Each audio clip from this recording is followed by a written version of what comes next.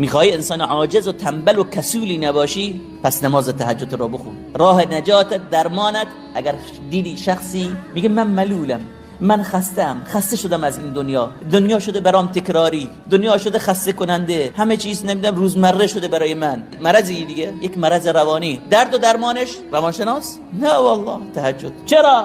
چون شما شیطان را نمیبینید.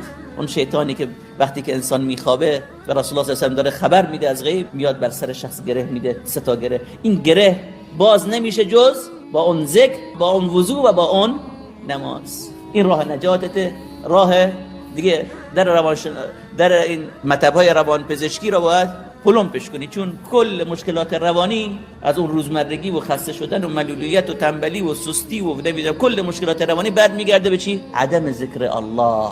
الله یاد شد، زبان با ذکر الله به تکان در اومد، شیاطین از اون شخص ذاکر، اون شخص ذکر کننده فرار